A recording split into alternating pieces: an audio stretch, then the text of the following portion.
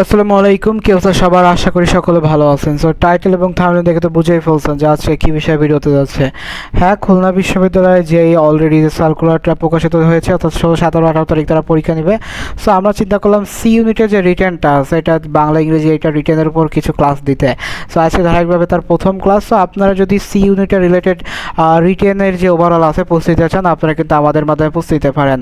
আমরা মাত্র 90 দিনে 30টা ইন্টারেক্টিভ ক্লাসের মাধ্যমে, অর্থাৎ এখন তো যেহেতু রিভিশন পিরিয়ড হয়ে যাবে, সো সম্পূর্ণ এ টু জেড আপনাদের প্রিপারেশন নেব। এবং এই যে প্রিপারেশনটা আমরা মাত্র অল্প কিছু পেমেন্টে নেব। আমরা 499 টাকায় মাত্রই পেমেন্ট কস্ট। রেগুলার প্রাইস রেখেছিলাম 999 টাকা, বাট 50% ছাড়ে 499 টাকা। সো আপনারা চাইলে এই প্রিমিয়াম কোর্সে ভর্তি হতে পারেন, অথবা আপনারা আমাদের হোয়াটসঅ্যাপ এবং আমাদের যে টেলিগ্রাম গ্রুপটা আছে, আপনারা চাইলে এখানে নক করে এখানে যুক্ত হতে পারেন। তো চলেন আমরা বেশি কথা না বাড়িয়ে আজকে যে আমাদের টপিকটা আছে আমরা এটাই চলে যাই। তো আজকে প্রথমত যে টপিকটা সেটা হচ্ছে আমরা খুলনা বিশ্ববিদ্যালয় 2024-25 শিক্ষাবর্ষের কিছু প্রশ্ন সলভ করব। সো যেই সলভটা আছে এটা হচ্ছে আমার 2024-25 থেকে শুরু হবে, এবং এই সিরিজে অর্থাৎ আমরা বিগত দুইটা সেশন অর্থাৎ 24-25 এবং 25-26 দুইটা বছরে আমরা প্রশ্ন ধরে ধরে শেষ করবো, এবং এখানে আমাদের ওভারঅল যে সিচুয়েশনগুলো আছে এটা দ্বারা আপনার সাথে আলোচনা করব। সো আমাদের 2025-26 সেশনের প্রথম যে প্রশ্ন ছিল সেটা হচ্ছে অপশ্রুতি কাকে বলে। সো আপনারা জানেন যে সংস্কৃত বা প্রাকৃত থেকে বাংলায় যে রূপান্তরিত হয়, অর্থাৎ সংস্কৃত বা প্রাকৃতিতে বাংলা রূপান্তর তো আপনাদের আমি বুঝিয়ে দিব। সো রূপান্তরের সময় স্বরধ্বনির স্বভাবসিদ্ধ বা সুনির্দিষ্ট পরিবর্তন ঘটলে সেটাকে বলা হয় থাকে অপশ্রুতি বা ভাওয়েল গ্র্যাডেশনস। দ্যাটস মিন হচ্ছে যে সহজ কথায় যেটাকে বলে, বা অ্যাবালট যেটাকে বলে, আপনারা সহজ ভাষায় যেটাকে বুঝেন। সো আরেকটু যদি ভালো করে ব্যাখ্যা করি যে ধাতু বা শব্দের অভ্যন্তরে স্বরধ্বনির যে পর্যায়ক্রমিক যে পরিবর্তন ঘটে সেটা আসলে অপশ্রুতি। যেমন আপনাদের কিছু বিস্তারিত উদাহরণ সহ ব্যাখ্যা দিই, যে এটি মূলত ভাষা বিজ্ঞান একটি তত্ত্ব। সো মূলত এটা সংস্কৃত বা ইন্দো ইউরোপীয় ভাষার ধাতুর পরিবর্তনের মাধ্যমে ভিন্ন ভিন্ন রূপে অর্থ তৈরি হয়। যেমন আপনারা একটা জিনিস পড়েন কি ধর। সো ধরের আগে যখন আমরা কি ধর ধাতু যোগ ধর হচ্ছে, যেমন কি পর। আবার যখন ধারের আগে দিয়েছে, যেমন কি ধার, যে ক্রি ধাতুটা রাখতেছে কর, এখান থেকে বৃদ্ধি করে এটা হচ্ছে গুণ, এটা হচ্ছে বৃদ্ধি হচ্ছে কার। অর্থাৎ ইংরেজি ভাষা কিন্তু এরকম হয় যে সিং স্যাং সাং, অর্থাৎ মাঝখানে যেই স্বরধ্বনিগুলো বা স্বভাব এগুলোর পরিবর্তন করতেছে সেই ক্ষেত্রে আসলে, যেমন এখানে কিচ্ছু না, এখানে আকার আছে। আবার দেখেন এখানে কিছু নেই, এখানে একটা আকার যুক্ত হয়েছে, অকার আকার। সো এই বিষয়টা হচ্ছে সংস্কৃত বা প্রাকৃত ভাষা যে রূপান্তরের সময় স্বরধ্বনি যে স্বভাবসিদ্ধ বা সুনির্দিষ্ট পরিবর্তন ঘটতেছে, অর্থাৎ এই যে পরিবর্তনগুলো এটা কিন্তু বলতে পারে একদম আপনাকে যদি আমি বলি যে আপনার এই যে বিভিন্ন জন পড়েন, আপনার বিভিন্ন ব্যাখ্যা পড়েন না, সো এই যে কর বা কার বা যেগুলো আছে এইগুলো কিন্তু মেইন কনসেপ্ট। বা যে ধরটা আপনারা পড়লেন, ধরটার পরে আপনার কি হলো ধরের সাথে, তো এটা কি ধাতু, রি ধাতু প্লাস হচ্ছে সো এটা হচ্ছে ধর হচ্ছে।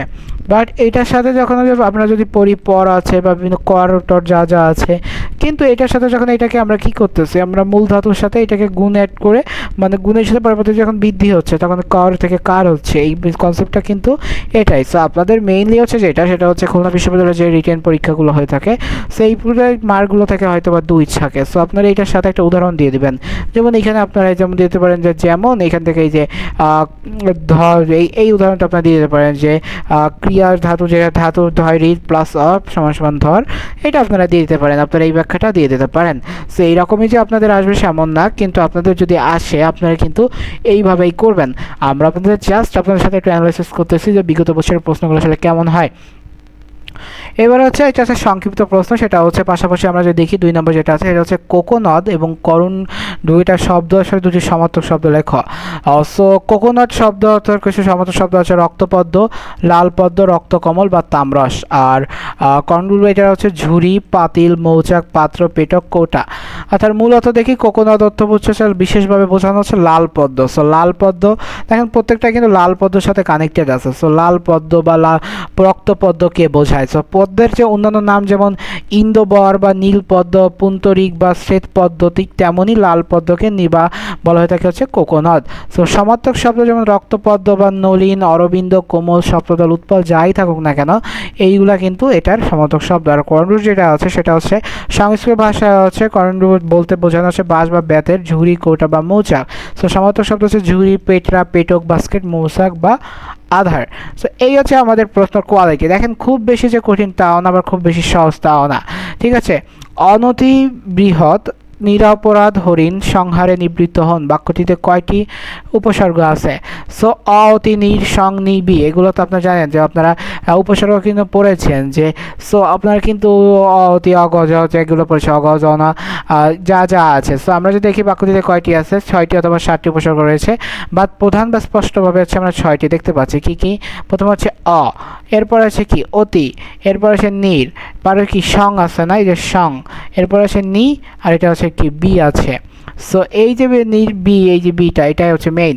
সো আমরা যদি দেখি যে অনতি, অনতিতে এটা অ আছে, অনতি তৎপুরুষ বা নয় প্লাস অতি বৃহৎ, তাহলে উপসর্গ হচ্ছে দুইটি অ এবং অতি। নিরপরাধের নির আছে, সরি নির হচ্ছে প্রাদিবা সংস্কৃত প্লাস অপরাধ নিরপরাধ। সো এই যে নির প্লাস সরাসরি উপসর্গ হচ্ছে, যদি বিস্তৃতভাবে ভাঙা হয় তখন নির প্লাস অপ, এখানে হচ্ছে দুইটি উপসর্গ আছে। সো এই জন্য 6টি বা 7টি মতভেদে তৈরি হচ্ছে। এরপর যে সংহারে দেখায় সংয়ের সংহারের সংটা সংস্কৃত, এরপর হচ্ছে হয়মা প্লাস অ এটা হচ্ছে উপসর্গ সং, এবং নির্বৃত্তের নি প্লাস বি এটা বৃত্তের নি প্লাস বৃত্ত, ব্যাকরণ মতে নি ও বি উভয় উপসর্গ। সো উপসর্গ দুইটি নি বি। সো আপনারা দেখেন অলরেডি কিন্তু আমরা বললাম যেখানে 6টি আছে আবার অনেক 7টিও ধরা হচ্ছে। সো মোট গণনা হচ্ছে অনতিতে 2টি, নিরপরাধের নি অ এবং অতি মিলিয়ে 2টি হচ্ছে, নির এবং অপ মিলিয়ে 2টি হচ্ছে, কেবল নির ধরিলে 1টি হয়, আর সং অর্থাৎ হচ্ছে 1টি, আর নিবৃত্ত বা নিবি অর্থাৎ হচ্ছে 2টি। সো 6টি, পরীক্ষার মানসম্মত উত্তর হচ্ছে 6টি। আর একটা প্রশ্ন সেটা হচ্ছে ব্যাস বাক্য সহজ নির্ণয় করে, সেটা হচ্ছে দ্বীপ। সো আমরা দেখি যে দ্বীপ সম্পর্কে কিন্তু আমরা জানি দ্বীপ সম্পর্কে ব্যাস বাক্যটা হচ্ছে কি দুই দিকে অপজার, তো অপমিত হচ্ছে জল। তো এখন দুই দিকে অপজার আমরা জানি কি যে কোন সমাস, অর্থাৎ পূর্বপদ এবং পরপদের কোনো প্রাধান্য থাকতেছে না, সেটা হচ্ছে বহুব্রী সমাস। দুই দিকে অপজার, অপ মানে কি জল, দুই দিকে জল যার সেটা কি, সেটা কি দ্বীপ হবে কিনা আপনি কিভাবে বলছেন? এখানে পূর্বপদ এবং পরপদের কোনো আপনি সাথে সাদৃশ্য পাচ্ছেন না। সো বহুব্রী হচ্ছে বিশেষভাবে সংখ্যাবাচক বহুব্রী বা উপপদভাবে বা নিপতনে সিদ্ধ বহুব্রী বলা হয়ে থাকে। সো বিস্তারিত ব্যাখ্যা যদি দেখি তো সন্ধি বা বুত উৎপত্তি হচ্ছে দ্বীপ শব্দটির সন্ধি বিশেষ হচ্ছে দ্বীপ প্লাস অপ। সো দ্বি অর্থ হচ্ছে দুই আর অপ অর্থ হচ্ছে জল, তো দুইটা জল তাই না? তো যার চারিদিক বা দুই দিকে জল বেশি যেটা তো বোঝা যাচ্ছে না। তো বহুব্রী সমাসের ব্যাখ্যাটা হচ্ছে এটা, যেটা হচ্ছে ব্যাস বাক্য বা যেটা হচ্ছে পূর্বপদ পরপদের সাথে কোনো ধরনের কিছু পাবেন না। সো এটিকে নিপাতনে সিদ্ধ বহুব্রী সমাস, অর্থাৎ যে বহুব্রী সমাস সাধারণত নিয়ম মেনে চলে না। তো ব্যাস বাক্যে দুই সংখ্যা থাকা এখানে অনেকে সংখ্যাবাচক বহুব্রী সমাস বলে, বাট এটা কিন্তু আপনাদের মূল হচ্ছে বহুব্রী সমাস। তো এখন মনে হতে পারে যে ভাই আমি তাহলে এক্স্যাক্টলি কি কোন সমাসটা লিখবো? তো আপনি যদি এক্স্যাক্টলি ধরেন যেটার ফুল একদম ডিটেলস আছে এটা যদি লিখতে পারেন আমি বলবো যে গো ফর ইট, বাট আপনি যদি না পারেন সেক্ষেত্রে আপনাদের বলবো যে আপনাদের কিন্তু একটু সেফ খেলতে হবে। এখানে সে সেফটা হচ্ছে যে আপনাকে এখানে শুধু জাস্ট বহুব্রী ভিত্তিটা বহুব্রী সমাসটা বললেই হয়ে যাচ্ছে। এরপরে আমরা চলে এসেছি আমাদের 5 নম্বর এবং সর্বশেষ প্রশ্ন। সেখানে বলা হচ্ছে যে আমারে তুমি করিবে ত্রাণ এ নয় মোর প্রার্থনা। বাক্যটিতে আমারে শব্দটি কারক এবং বিভক্তি নির্ণয় করো। সো এটা হচ্ছে কর্মকারক, কারণ এটা অথবা অমতনকারকও হতে পারে, বাট এটাকে কর্মকারকে দ্বিতীয় আমারে কে রে রে দিয়ে দ্বারা কতিক হতে থেকে রয় রে এন্দস্তে আপনারা পড়েছেন। আপনারা প্রথম বিভক্তি পড়েছেন না কে, দ্বিতীয় বিভক্তি প্রথম বিভক্তিতে নেই কে রে রে, তারপর দিয়ে দ্বারা কতিক হতে থেকে রয়ের। সো প্রত্যেকটা কিন্তু পড়েছেন। তো এই যে বিষয় আবার হচ্ছে কর্মকারকে দ্বিতীয় বিভক্তি কিভাবে বিস্তারিত আমরা যদি দেখি যে কর্মকারক হিসেবে সর্বাধিক গৃহীত কিংবা ত্রাণ করার কাজ যাকে উদ্দেশ্য করে ত্রাণ করা হয় তাকে হচ্ছে ত্রাণ করবে বা আমারে করবে এই বিষয়টা। তো ক্রিয়ার কাছে কাকে দ্বারা প্রশ্ন করলে কাকে ত্রাণ করবে, আমাকে, তাহলে এটা কর্মকারক আমারে করবে।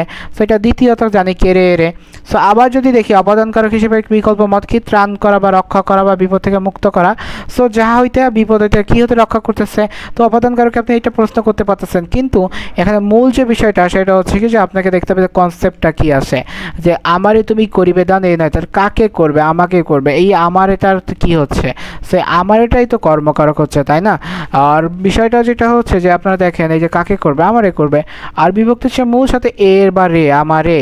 সো এটা হচ্ছে রে দ্বিতীয় বা চতুর্থ বিভক্তির রূপ। এখন হচ্ছে এটা আপনারা জানেন যে কে রে রে কিন্তু দুইটা হয়, একটা দ্বিতীয় হয় এবং চতুর্থ। তো চতুর্থ হচ্ছে নিম্নত অর্থে বা এটা অতিরিক্ত শ্রদ্ধাশীল। সো আমরা এটাকে ধরতেই পারি যে তো আমার তুমি তরিবে দ্বিতীয় বিভক্তি হতেই পারে।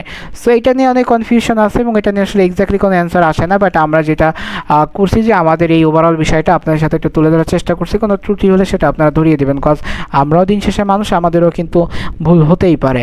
সো মেইন কনসেপ্ট হচ্ছে আমাদের এই যে কোর্সটা আছে কোর্সটার মূল কনসেপ্টটাই হচ্ছে আপনাদের সাথে বসে বসে আলোচনা করে আমরা ক্লাস করবো, অর্থাৎ আপনাদের প্রত্যেকটা 30টা ক্লাস হবে হচ্ছে গুগল মিটে। জাস্ট আপনাদের সাথে আমরা কথা বলবো, আমরা ব্যাখ্যা করে করে ক্লাস করবো। এমন না যে রেকর্ডেড ক্লাস দিয়ে দিলাম আপনারা ক্লাস করে নিলেন, অবশ্যই রেকর্ডেড ক্লাস থাকবে, বাট আমরা গুগল মিটে ক্লাস নিব এবং এটার জন্য প্রতিটা যে 30টা ক্লাস হবে 30টা ক্লাসের সাথে কিন্তু 30টা নোট পাবেন। এমন না যে আপনারা জাস্ট ক্লাস করলেন চলে গেলেন। সো এই জন্য ওভারঅল এই বিষয়টা মাথায় রাখতে পারেন এবং আমাদের কোর্সের জন্য আমাদের যে হোয়াটসঅ্যাপ নাম্বার আছে 01303022944 এই নাম্বারে যোগাযোগ করতে পারেন। আমরা আশা করতেছি আপনাদের নিয়ে এইবার জার্নিটা খুব সুন্দরভাবে হবে এবং আমাদের ক্লাস শুরু হওয়ার সম্ভাবনা আছে। যদি আপনারা খুব শীঘ্রই ভর্তি হয়ে যান, আমরা হয়তো বা নেক্সট মান্থের 1 তারিখ বা তার বা 10 তারিখের ভিতরে ক্লাস শুরু করে দেবো, কজ আমরা জাস্ট আপনাদের রেসপন্সটার উপরে অপেক্ষা করতেছি। সো সময় খুবই সীমিত, 90 দিন বলেছি যেহেতু, আমার 30টা ক্লাস দিতেই হবে। এখন মাস চলতেছে হচ্ছে আগস্ট, সেপ্টেম্বর, অক্টোবর, নভেম্বর শেষ, ডিসেম্বরে আপনাদের পরীক্ষা। সো আমরা চাচ্ছিলাম যে ডিসেম্বরের 10 তারিখের ভিতরে আপনাদের ওভারঅল সব কিছু শেষ করে ফেলতে। তো যাই হোক, এই ছিল হচ্ছে ওভারঅল আজকের ভিডিওটি কেমন লাগছে অবশ্যই জানাবেন এবং এরকম সকল ক্লাস পেতে আমাদের চ্যানেলটাকে সাবস্ক্রাইব করতে পারেন। আরেকটা বিষয় সেটা হচ্ছে কি, আমাদের হোয়াটসঅ্যাপ এবং টেলিগ্রাম গ্রুপও খোলা আছে, আপনারা চাইলে এই সব জায়গাতে যুক্ত হতে পারেন। এখানেও কিন্তু রিটেনের বিভিন্ন কিছু পাবেন। এই যে আজকের ক্লাসের পিডিএফ কিন্তু এখানে দিয়ে দেওয়া হবে। সো দেখা হচ্ছে পরবর্তী আরেকটা ক্লাসে। সে আপনি সুস্থ থাকবেন, সুন্দর থাকবেন, পড়াশোনার সাথে থাকবেন। আসসালামু আলাইকুম।